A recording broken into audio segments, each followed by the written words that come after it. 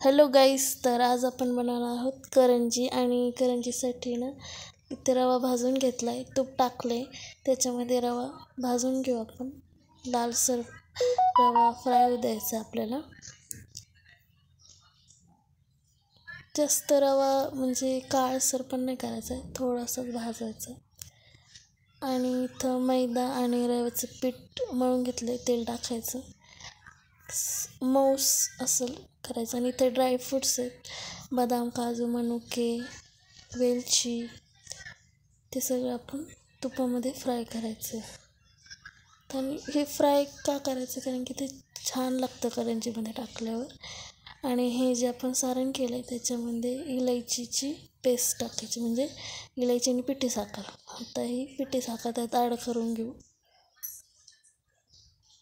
आणि मिक्स करायची, छान मिक्स करायची त्या सारणामध्ये, म्हणजे गोडसरपणा येतो आपल्या करंजीला.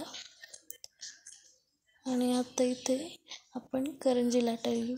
गोल असं लाटायचं, म्हणजे आपली करंजी खूप भारी होते, त्याला शेप पण खूप भारी येतो.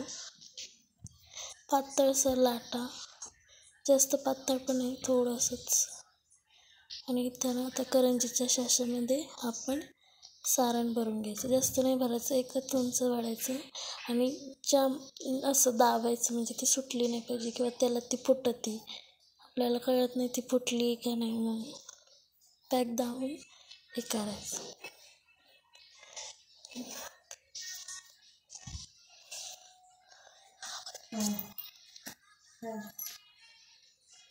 आणि आता इथं बघा, उघडून बघितली कशी झाली आहे. अशाच खूप साऱ्या करायच्यात आपल्याला.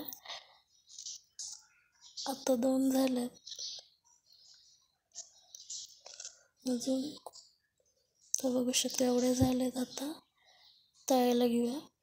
ते तेल जास्त गरम नाही करायचं, हाय फ्लेमवर ठेवलं तेल, तर लगेच स्लो फ्लेम करायची आणि मग तळून घ्यायचं. ते सगळं जास्त लाल पण नाही तळायचं, एकदम नॉर्मल अशा तळून घ्यायच्या.